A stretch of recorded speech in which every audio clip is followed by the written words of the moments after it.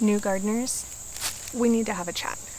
I see a lot of you throwing away perfectly good produce, and it's not necessarily your fault that you don't know, but this is something that needs to be addressed. So if you're a new gardener, stay right here, sit your booty down, let's have a chat. So something that I've seen going on with a lot of new gardeners, some of them people that I know in real life, is this mismatch of what they think their food is supposed to look like and what they're growing in their garden. And really, I think this comes from commercial farming and grocery stores. You guys may have seen some websites popping up recently that are offering sort of the ugly produce for reduced sale, right? And it's starting to be acknowledged that this stuff exists and that it is perfectly good to eat. But a lot of people don't get exposed to that. And especially if you are walking around grocery stores looking at, say, the beautiful tomatoes and then looking at the ones coming out of your garden, you might be thinking that you're doing something wrong. And I'm here to tell you, you are not doing anything wrong. Well, I can't promise that. But if your produce doesn't all look perfect, that doesn't necessarily mean that you're doing anything wrong.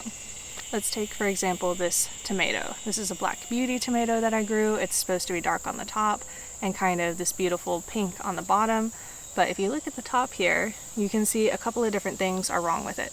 First of all, a caterpillar definitely ate its way into the top of the tomato. And then the second thing is these lines here on the top. That is cracking that happened because the tomato stretched a little bit after it was full-size fruit. This can happen when your tomatoes get water as the fruit is starting to ripen. The skin isn't as elastic anymore, and so that influx of water can just cause a little bit of cracking. And if you're gardening outside like me, you can't exactly control the weather, so a lot of times stuff like this is going to happen. And also, if you're gardening without pesticides, without killing all the butterflies and the moths like I do, then you're going to end up with some bug damage like this, especially from caterpillars. Now, this fruit, you would never find a fruit that looked like this in a store, ever. But it's perfectly good to eat. I would cut around the part where the caterpillar ate, and maybe use this tomato for salsa or something. I could even use this for sauce, because you can definitely cut around all of the ugly bits for things like that. And I would get a lot of good food out of this. But again, it's not as pretty to look at. It's not what you expect to see at the store. All right, and let's look at this tomato, for instance. This is the same variety. It is not yet ripe, but it has done something called cat facing, which is where multiple blossoms kind of fuse together. It was pollinated all as one unit, but it was still several tomatoes. And so it kind of came out looking like this. This also has a little bit of bug damage on the top, but not too much. It didn't really break through into the inside of the tomato, which is, really ideal for bug damage. But you're still not going to see very many tomatoes that look like this in the store. Perhaps if heirlooms are in season in your area, you might find stuff that looks a little bit more like this, because cat facing is really common among heirloom tomatoes. A lot of the regular red tomatoes that you buy at the store are hybrids, and they're not as prone to cat facing as a lot of the heirloom varieties. So if you're growing heirloom tomatoes in your garden, you're going to end up with a lot more tomatoes that look like this. And again, that's not anything that you did wrong as the gardener. It is just the way that the tomato looks. Now, you can reduce the amount that happens by looking for those blossoms that are a little bit bigger and fused together looking, plucking those off before they even start making tomatoes. But inevitably, you will miss some, and you will end up with gnarly looking tomatoes like this.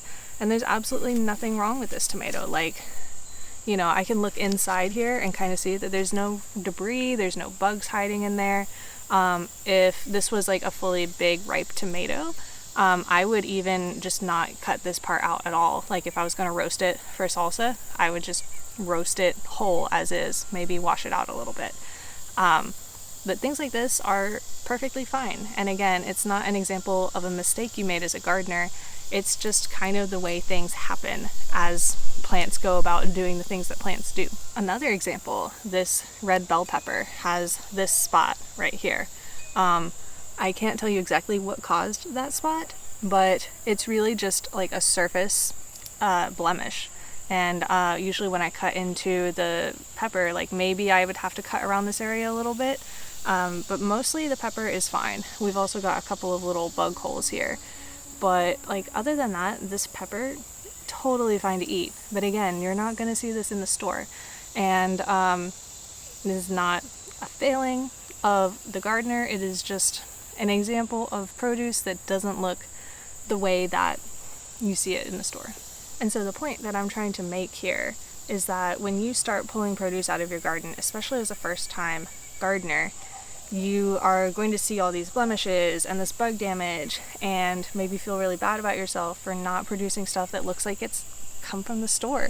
And I think that that's a really like negative mentality to get stuck in. So I really want to shake you out of that and help you normalize to the fact that the food that you are growing is not going to be as pretty as what you see in the store. Yeah, you might grow a few fruits here and there that look absolutely perfect, but in my experience, those are the exception, not the rule. And for those of you who think it's like a little gross, there are definitely ways to get over that, especially when it comes to the bug damage sort of stuff.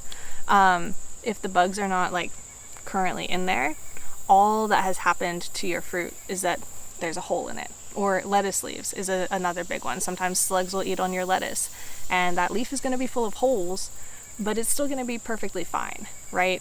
And I kind of like to think about it this way: if the bugs don't want to eat your food, then why do you want to eat your food? Because you've obviously like done something to it to make it really unappetizing. And if it's not appetizing to them, then I know I personally don't find that very appetizing either. So take it as a compliment that the bugs want your produce, because it obviously looks very tasty. I think also that this mentality of expecting all of our produce to look perfect and uniform every single time is kind of a new idea. Large-scale farming of things like this and grocery stores haven't really been around all that long, and people growing at least some of their own food used to be the norm all the way up until, just a few generations ago. And, we're starting to see like more of this disconnect between the growing of food and the actual eating of food. And so this entire idea that your produce has to look a certain way is pretty new. And there's obviously a lot of waste that happens when farmers can only sell the most perfect looking produce, which is where some of those websites come from that are trying to offer this slightly uglier produce at a discount.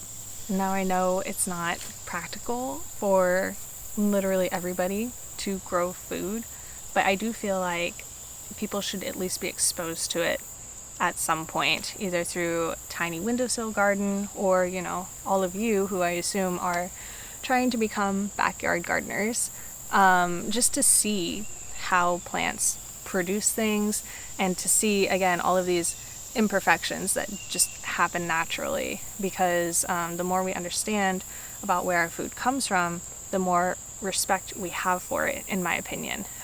Whereas if you got a tomato that looked like this from the store, right, and you didn't notice, and you'd never grown tomatoes before, you might just chuck the whole thing, and that's such a waste. And there's a certain element of, well, I grew this, I need to use as much of it as I can, and I don't really know why that mentality goes away when somebody else is the person that put in the effort to grow it. I know I definitely used to be guilty of this, of, throwing away food that wasn't quite perfect, or maybe had started to blemish over here but was perfectly fine over here. I would just throw it all out because it didn't have that value to me. There's a little bit of monetary value, but once you've grown your own food, you see the work that goes into it, you see the resources that go into it, and start to gain more of a respect for that. So if you're a new gardener and you found this really encouraging, I suggest that you check out my playlist up here of my garden tours. What I do every week is I go through the garden as is, no cherry picking all the best shots, no avoiding problems. I talk about those problems. I look at what I could be doing better. I look at how I'm solving the problems, and I do touch on some of the highlights and some of the successes and things that I'm going to be doing again. But it's very much not a look at this pretty garden kind of tour. It's more of a like look at how these plants are growing, how I'm thinking about them, and what can you learn from that, what mistakes can you avoid, and how can you reset what you expect out of your own garden. Because if you're only looking at the, oh, look at all these beautiful things garden tours, you might start to feel kind of bad about your own garden, and I definitely don't want that for you. I want you to feel successful, and I want you to know that the failures that you're having are normal. So that's why I make the tours that I do. So definitely check that out if you think that that's something that you would benefit from. Thank you guys so much for watching, and until next time, happy gardening.